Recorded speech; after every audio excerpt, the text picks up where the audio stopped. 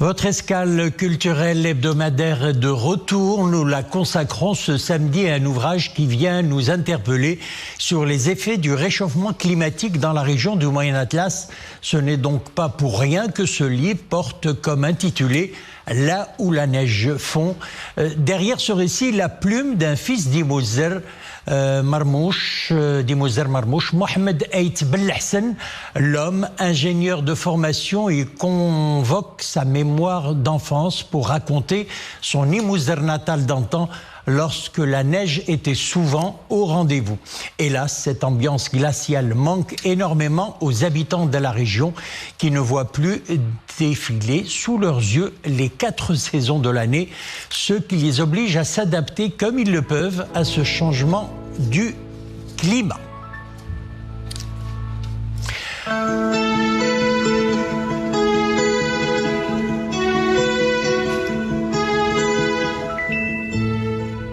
L'auteur de l'ouvrage « Là où la neige fond » est avec nous sur le plateau. Mohamed Ait Belhassan, bonsoir. Bonsoir. Alors, première question, à quel moment avez-vous senti donc l'envie d'écrire ce récit sur votre région, le Moyen Atlas, et plus précisément sur votre ville natale, Imouzer? Merci de l'invitation d'abord. L'envie d'écrire cet ouvrage s'est imposé comme une nécessité, comme un devoir envers ma région, ou ma ville natale particulièrement, qui est Imouzer Marmoucha, et ma région résiliente du Moyen Atlas. Cet appel, on va dire intellectuel, est venu après des visites récurrentes à la région, où je constate un changement radical, notamment climatique, dans la région. Je me souviens très bien de ces tempêtes de neige qui envahissaient les montagnes, la région, etc.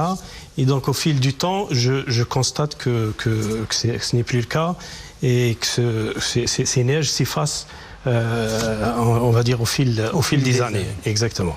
Et justement, le titre de votre livre, « Là où la neige fond », traduit d'emblée l'impact du réchauffement climatique sur le Moyen Atlas, mais il est aussi, disons, poétique. Comment ce titre sonne-t-il dans la tête de l'auteur que vous êtes? Oui, j'ai essayé d'en faire en fait un récit à la fois nostalgique. En fait, le livre, à la fois, c'est une constatation et une métaphore. La constatation d'une réalité amère qui est ces impacts de réchauffement climatique sur la région. Mais en fait, c'est aussi métaphorique parce que ça bouleverse le quotidien de la population de la région, habituée à ces tempêtes de neige. Et justement, il faut noter que cet événement de neige, on va dire, était un vrai événement annuel de festivités qui était joyeux. La population s'adaptait, on va dire, à ce genre et on savait quand est-ce que ça allait commencer. Exactement, exact. Avec ce changement climatique, les saisons ne sont plus les mêmes, on va dire, et même les habitudes, on va dire, les coutumes des populations ont changé.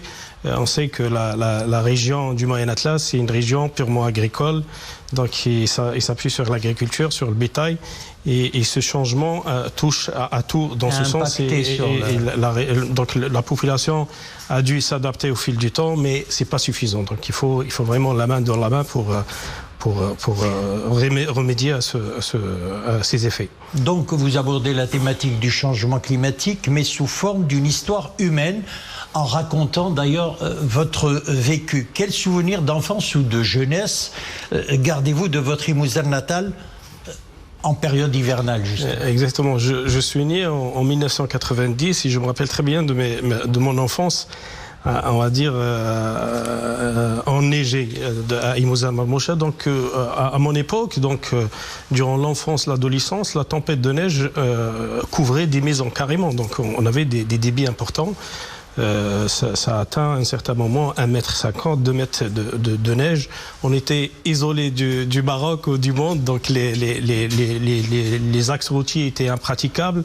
Vous restez cloîtré à la maison. Il faut être adapté à l'environnement. On va dire, même, on était prêt à être enfermés chez nous, on va dire 2-3 jours, le temps que on va dire les axes routiers s'ouvrent.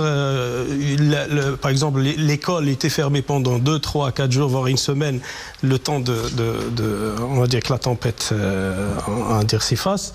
Et du coup, voilà, je garde ce souvenir. Et justement, en revenant sur la région chaque année, donc je constate un changement radical concernant le climat et concernant les habitudes de la population. Par exemple, notre enfance, que je qualifie d'une enfance sauvage, on a passé dans les forêts de cèdres à faire du ski à notre façon traditionnelle. C'était merveilleux. Oui, on fabriquait des luges à notre façon, etc. pour faire du ski, pour échapper aux journées d'études, etc. Parce que c'était férié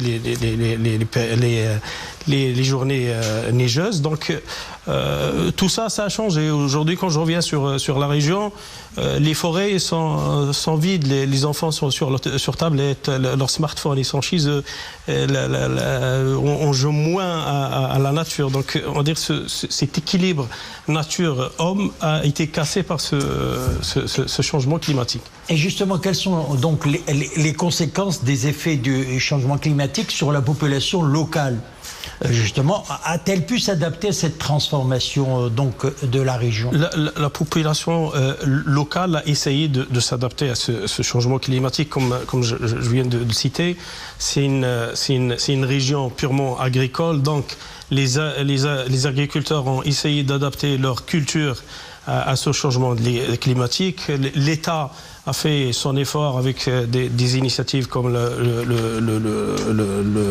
Maroc vert, comme on va dire ces redistributions de terres collectives, etc., pour encourager un peu la jeunesse, justement parce que la jeunesse, on va dire la région connaît de l'exode rural naturellement à cause de la sécheresse, du stress hydrique. Donc les jeunes vont vers les villes pratiquement pour chercher du boulot et échapper à cette sécheresse plutôt qui on va dire qui domine la région malheureusement.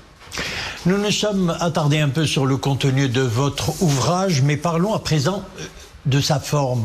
Le livre comporte quelques illustrations. En plus, on pourrait même le feuilleter ou écouter sa lecture sur la toile. Alors, pourquoi avez-vous choisi de le concevoir ainsi ? C'est un choix justement pour diversifier, on va dire, sa lecture. De un, c'est un format numérique, 100% numérique, qui est sur un kiosque. Donc presseplus.ma, c'est un kiosque numérique de l'opinion des jeunes et qui permet à la jeunesse d'aujourd'hui de feuilleter le livre avec un format numérique illustré. Donc l'illustration, pour moi, ça donne une vivacité à mon livre. C'est un appel, je veux dire, touristique. Et c'est un appel à la jeunesse aujourd'hui. Vous savez, je vais me qualifier d'un modeste auteur 2.0 plutôt, qui s'appuie sur les nouvelles technologies pour moderniser le livre, pour permettre à cette génération Z d'aller vers le livre. Donc, il est sous format texte. Je l'ai rendu sur format débat podcast, donc qu'on peut écouter sans lire. Je qualifie cette génération Z d'une génération qui n'aime pas trop lire, mais qui est assoiffée d'apprendre des choses. Donc j'essaye d'adapter mon livre ou mes livres à cette génération.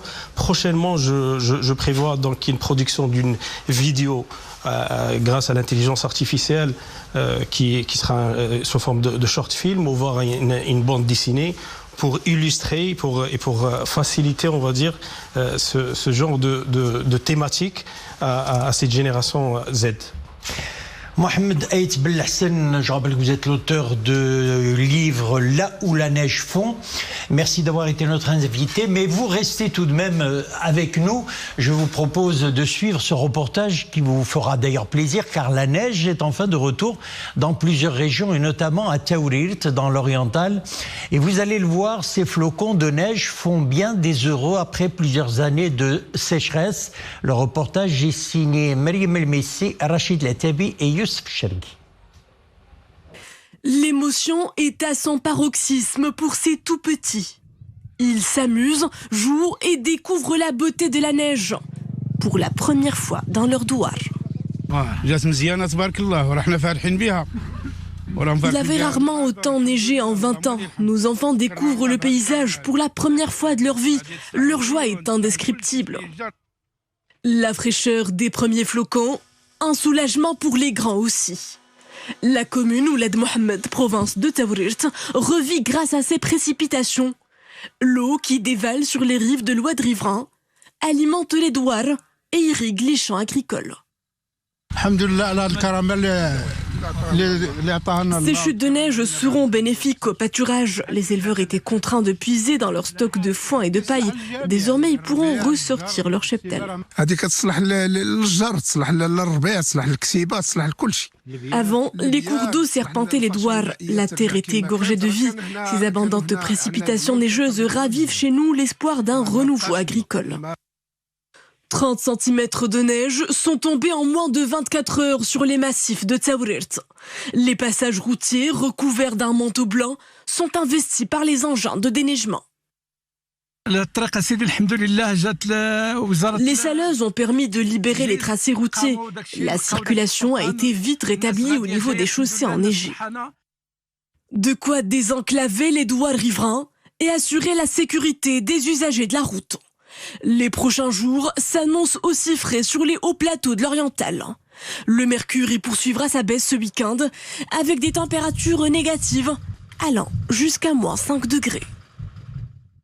Sur les hauts plateaux orientaux, donc, le Moyen Atlas également et le nord du Haut Atlas, eh bien, la neige était au rendez-vous. Dans la province d'Ifrane, par exemple, entre 10 et 13 cm de neige sont tombés ces dernières 24 heures. 8 cm à Boulmen, 7 à Tunfit dans la province de Midelt. Le pic a été atteint sur les hauteurs du Rif. 55 cm ont été relevés à Bouyablen, et 40 cm à Jbel Ben Nasser, Bounassar dans la province de Gersif. Je vous laisse admirer ces images.